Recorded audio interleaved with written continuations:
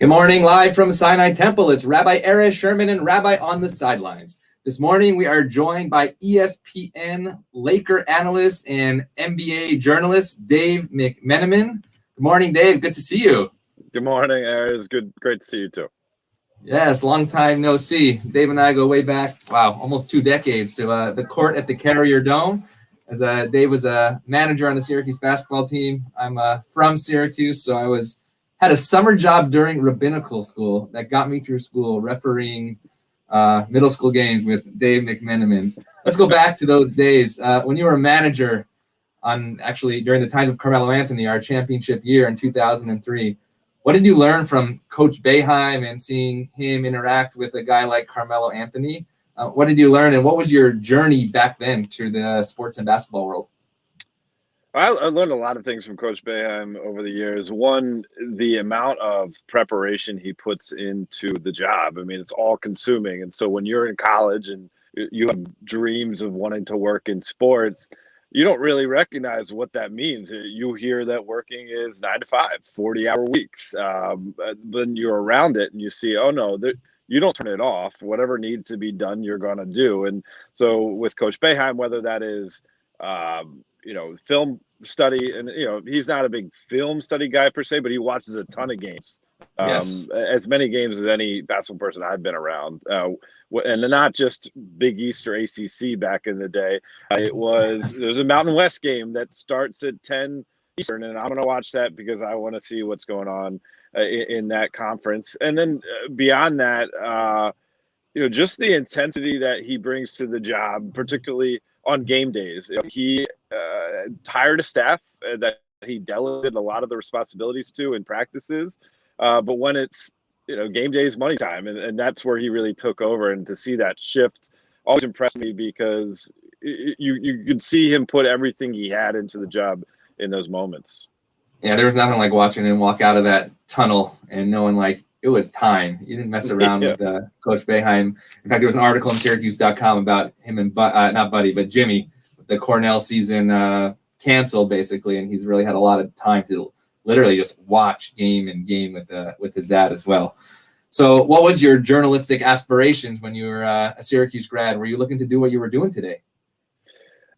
Somewhat, some version of it. When I applied to Syracuse, I thought I would join the ranks of the Bob Costases, the Marv Alberts of the world. So many bright careers for broadcasters coming out of Syracuse. I grew up outside Philadelphia. We had a local access cable channel. So I had like a Wayne's World style sports talk show when I was in high school. I thought that would be the direction I wanted to go. Once I got to school and was, around many other bright students, that I realized that I felt like I did my best storytelling through writing.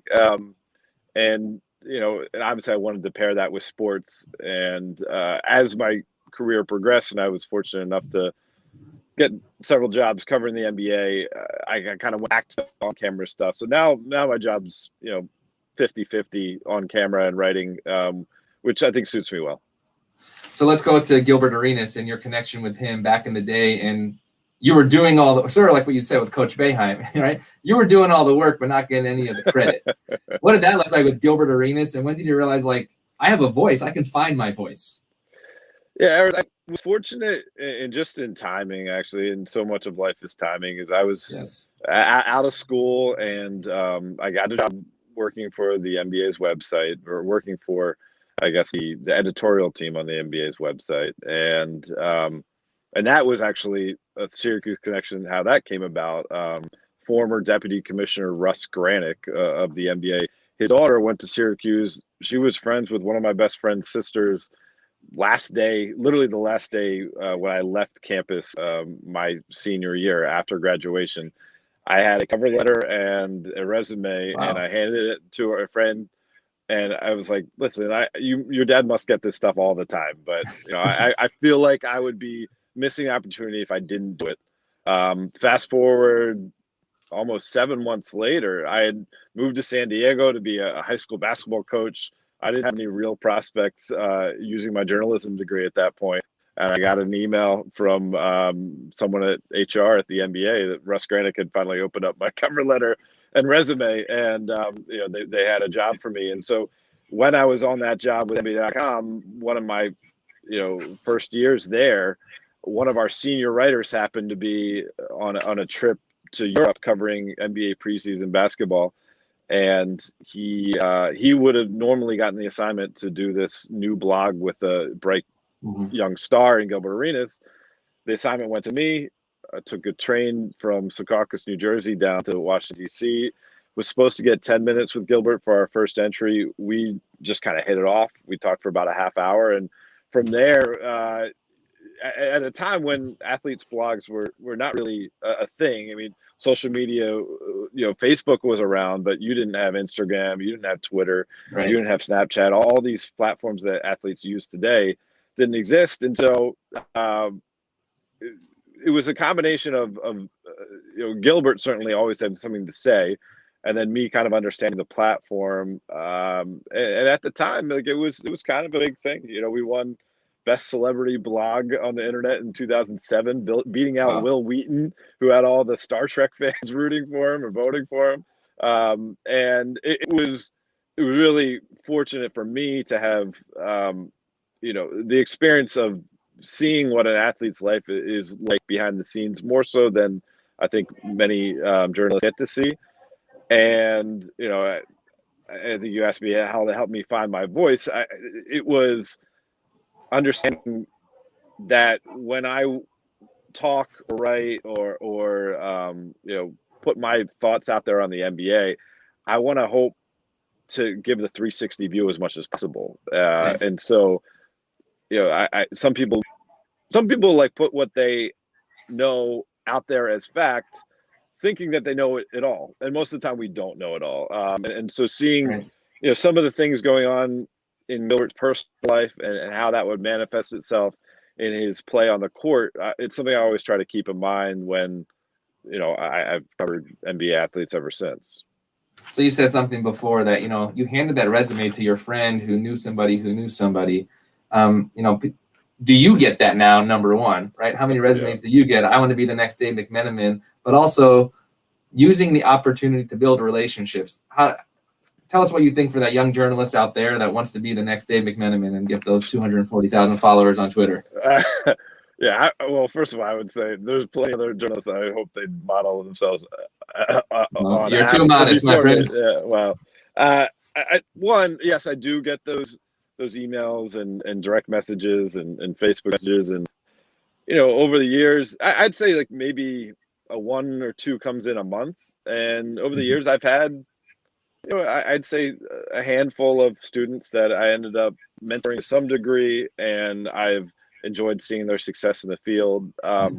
It comes down to persistence. It also comes down to like how you present yourself. Exactly.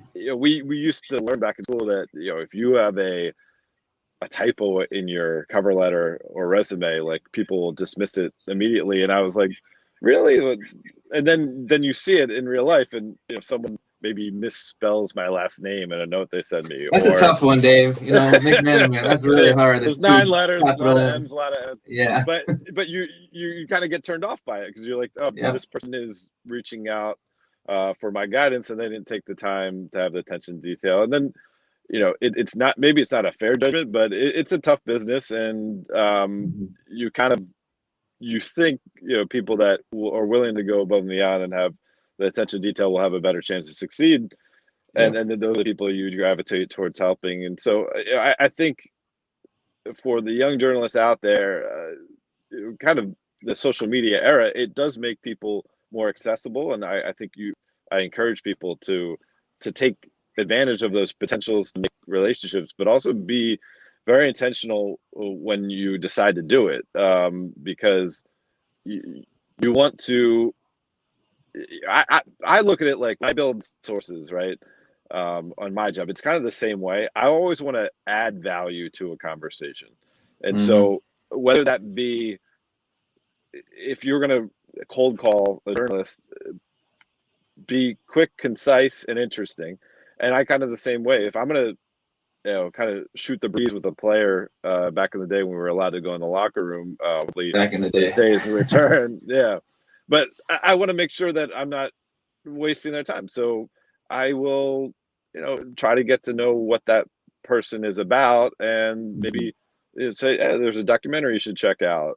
Maybe something completely outside of basketball, just to try to keep the conversation interesting. And obviously, with the initial note you send, I'm not asking for journalists to give me documentary, or young journalists to give me documentary advice. No.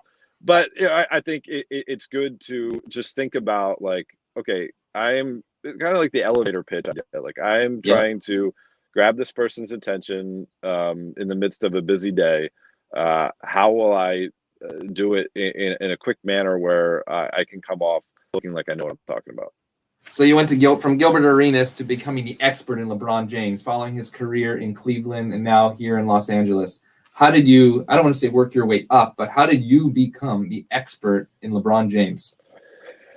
I think it was, well, first of all, it was like getting back to the, right time, right place type of thing, where, just like Gilbert Arenas, that happened because we had a journalist who was, covering another assignment who normally would have gotten it.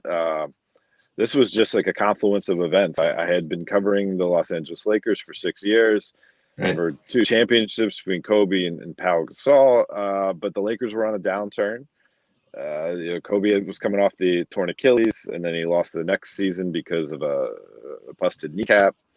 And all of a sudden, LeBron James leaves the Miami Heat in the midst of his prime, and ESPN needs someone who can jump on that assignment. At the time, not married, no children, don't own a house in Los Angeles, so nothing necessarily tying. Yeah, that's why they didn't call me. I had 2 kids at the time.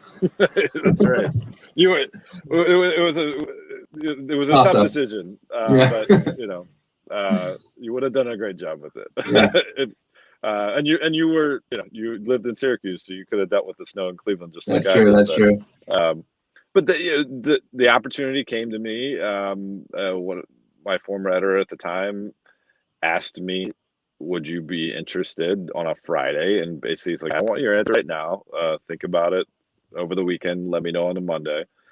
And I reached out to one of my mentors, a guy, Maurice Brooks, I used to work with at NBA.com. And he had a line that still sticks me to this day. He said, you don't want to be the person who ESPN asks to cover LeBron James in the biggest story in the NBA and say no, because then what are you really doing? Isn't what you're in this job for, to cover the best basketball stories there are? And as soon as we had that conversation, I was like, yeah, I got to do this. And so getting the opportunity was the first part of being able to now.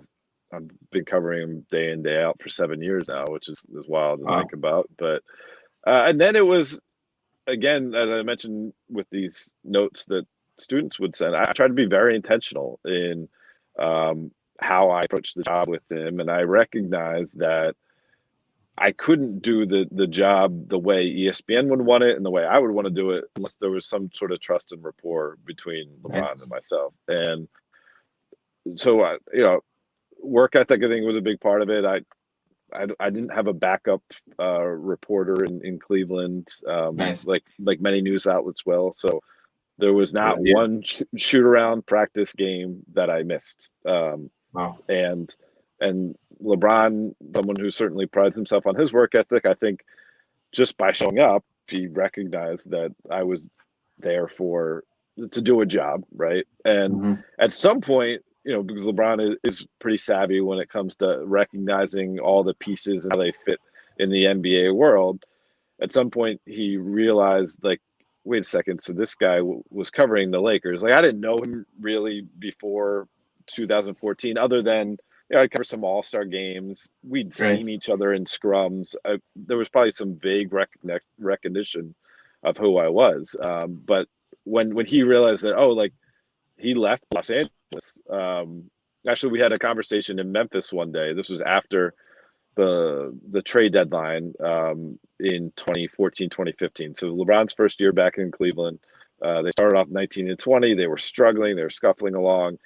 David Griffin, the general manager, made major trades right before the trade deadline, and they got J.R. Smith and Iman Shumpert from New York. They got Timofey Mozgov from Denver, and then they were on the track and they made the finals that year.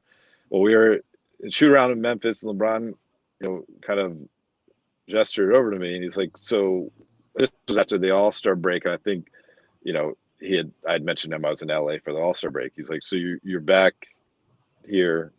What's going on? Like, you live in LA?" I'm like, no, I moved to Cleveland. Wow. And so it took him about a half a season to realize that. And he's like, oh, and he was sitting next to J.R. Smith, and he pointed to J.R. and he said, oh, so New York. He came from New York to Cleveland. He pointed to himself. He said Miami to Cleveland. And he pointed to me, LA to Cleveland. I guess we're all in this together. Being like, we're all there. We're all there for a job to do. We all left other circumstances, and I grew to really love Cleveland, but Cleveland is not Los Angeles. And and from there, I kind of had a baseline of trust, and then like any relationship, we've had our ebbs and flows since, but there's been a baseline of respect ever since. So let's go back to Kobe for a minute. I'm going to play an interview that, in fact, has over 1 million hits on YouTube. It's during when he was injured in June 2013. So we'll play this clip, and then we'll just talk about it. Okay. This summer, or basically last month and a half, basketball's been taken away from you. What's that been like? Well, it's been challenging, especially towards the end there, during the playoffs. And you can't do anything. You can't move. There's nothing. You feel helpless. Yeah. And during that stretch, it was very difficult. And then once the off season came, you start, reality starts setting in of saying, okay, well, I can't train. I'm really limited in what I can do therapy-wise. So now you start looking at what the future is going to be, post your NBA career. Things that you can focus on, things that you can acclimate yourself to, and you start looking at that as a challenge a little bit. What are some of the things that you've explored? It's still a moving target. I think that's, for me, it's about finding something that you're equally as passionate about, that you can really sit down and do on a daily basis. But finding that's the half the battle. So that seems to be one of the first times that Kobe started talking about his after career when he had nothing to do. I remember he said that in that interview that he was, sitting home watching the Miami-Indiana game. His kid was like, I want to watch a cartoon. He's like, sure, we'll watch a cartoon. When you sit down with a guy like Kobe, obviously you didn't know what was going to happen in the years ahead. And you, in fact, said on the Woj podcast just a month ago, from the line from the Bronx Tale, there's nothing worse in life than wasted potential. It seemed like Kobe never wasted potential on the court, but then you had him talking about what that potential could be off the court as well. Compare what you just said about LeBron to the Kobe experience you had covering him in LA. Yeah, I mean, it honestly, it's still, I still think about Kobe a lot. Just wrote a story yesterday about his widow, Vanessa, is suing the LA County Sheriff's and Fires Department, and for officers who recklessly took photos of the crash site and shared them with people who had no business seeing them. It's something that's all the time, and obviously Kobe didn't waste his potential. I mean, he got every ounce of it as a player. I guess my point of saying that was seemed to be so much more runway for him in a non-basketball life, as a father, as a community leader, as someone who was very interested in the method of storytelling through various forms. It's just tough to think about what he could have been capable of. And the parallel I see between Ron and Kobe is neither one ever limited themselves in terms of what room they would feel comfortable in. Business wise, entertainment wise, and certainly basketball wise. And you have to be supremely confident. Like, I am a very low level basketball player, but I've tried to get the most of my playing. There was some good competition on those staff games in the Dome. That's right. We had some staff games, and thankfully, Hershey's ice cream was down the street.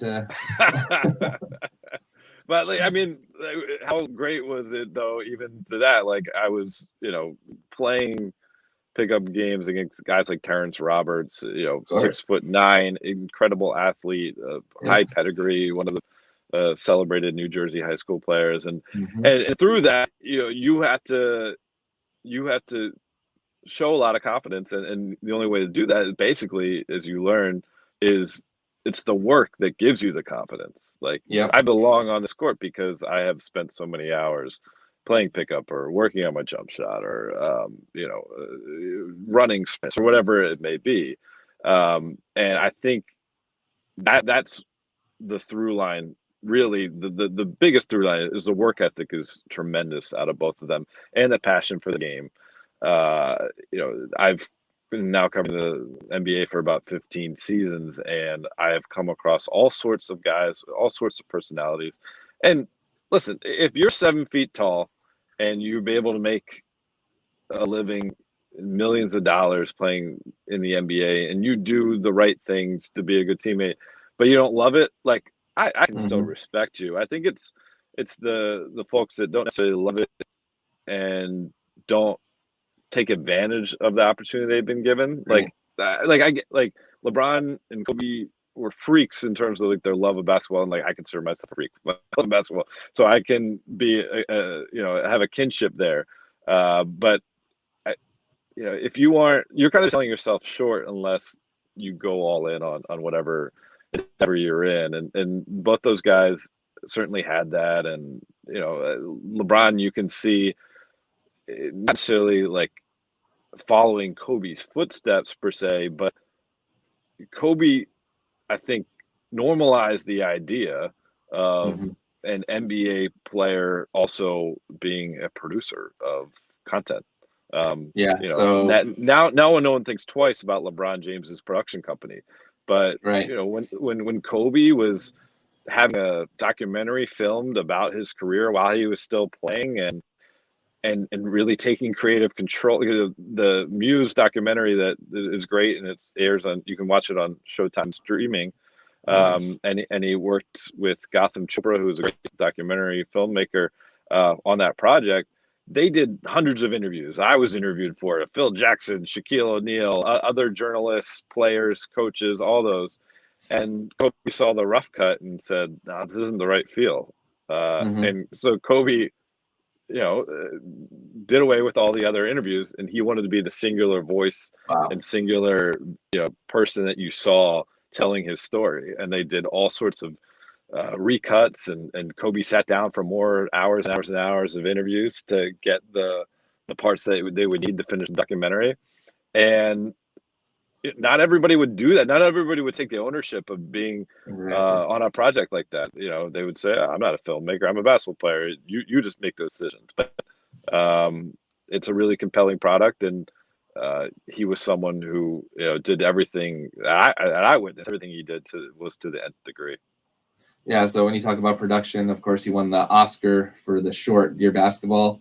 When you watch this film, the short after his death, it's even more powerful. And here's one line that really sticks out with me here. I can't love you obsessively for much longer.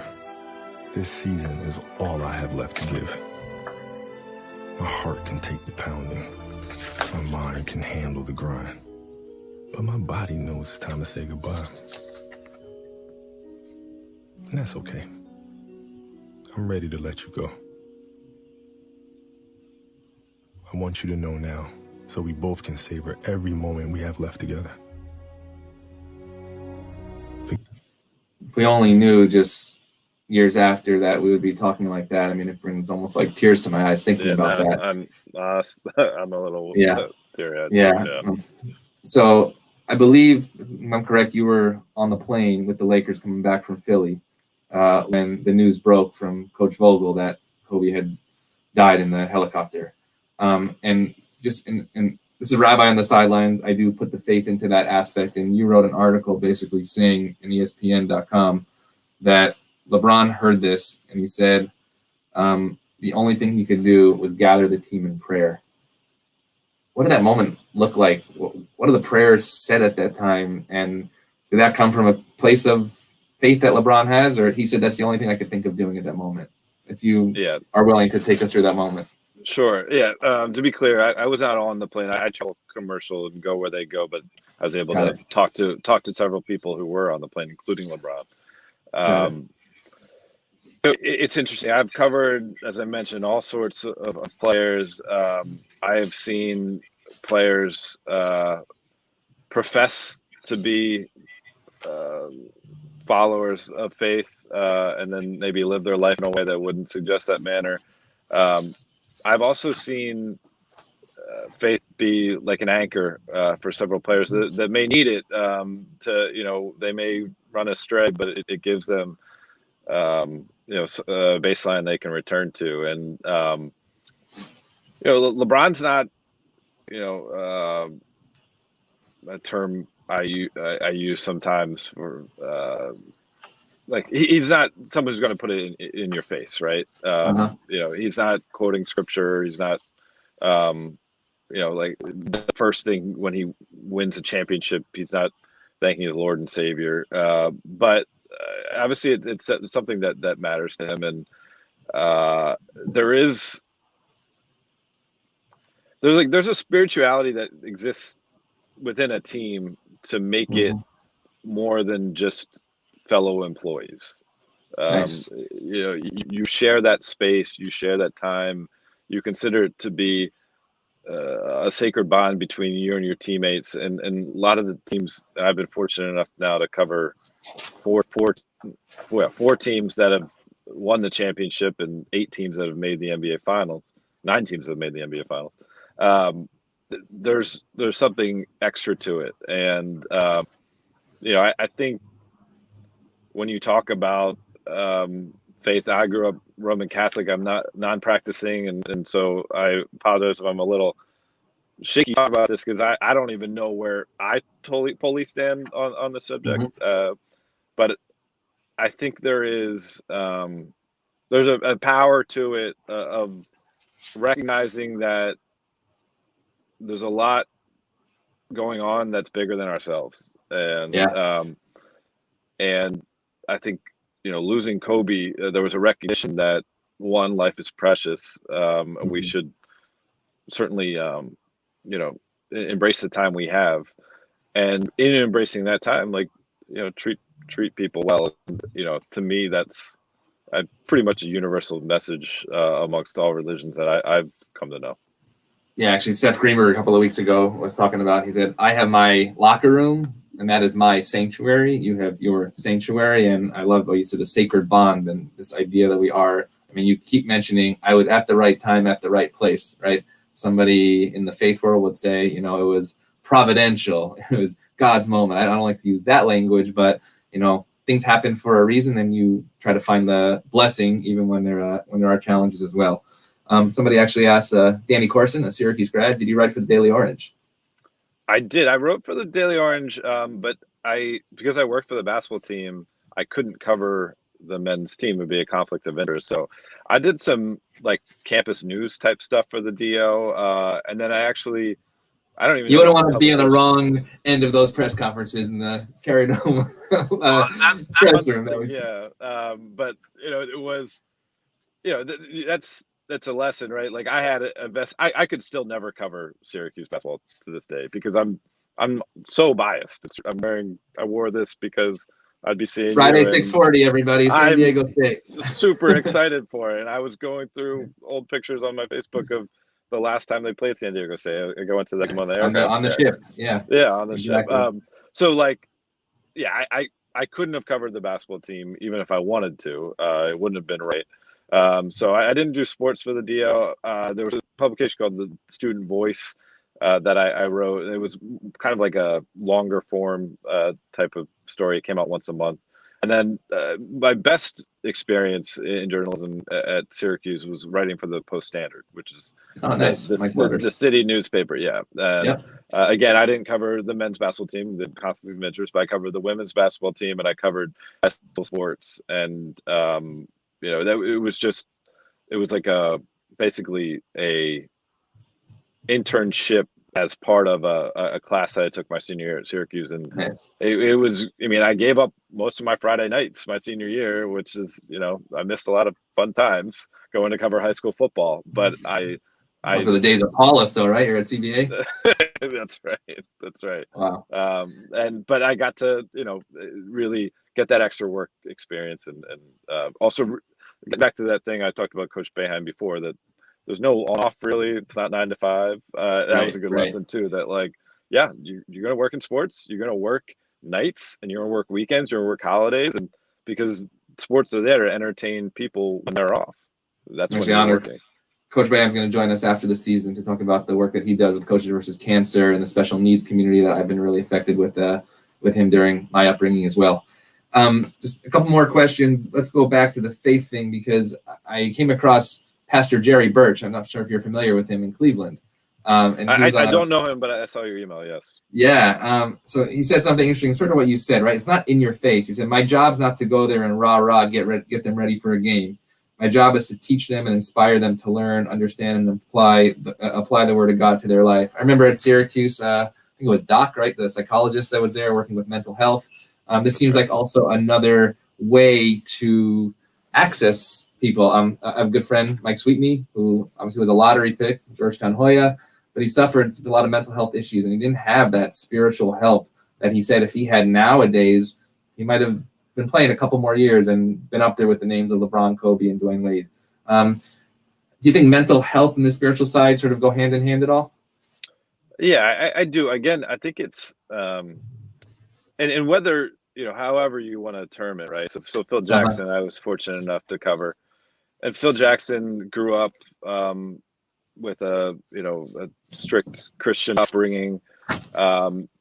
Later in life, he explored all sorts of religions, and he brought like kind of a hybrid approach to it to his teams. They would say the Lord's Prayer in the locker room before and after games, but also he would talk about Zen Buddhist principles, and also the Native American spirituality when it comes to being one with nature and the earth.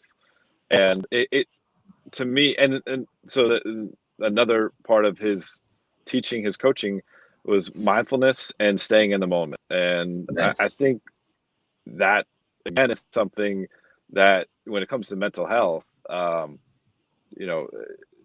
if you're living in the moment, you're not worrying about whatever happened in the past, or dwelling on whatever happened in the past, or worrying about what's going to happen in the future, you make it a lot easier on yourself. All you have to recognize is that the task in front of you is literally all you have. You have this task, you have this connection, you have this relationship, whatever it may be, and as long as you keep giving your true self to every moment that comes along, there's always going to be stuff that out of your control that you have to deal with, but you'll give yourself a better chance to deal with those things because you're giving your all to that moment versus worrying about what's in the past or the future. So you asked LeBron a question like that, similarly here. Be even killed. I think that's when it kind of changed for me. We've seen you in heated playoff series be sitting on the bench, completely still, completely calm, eyes closed, collecting yourself.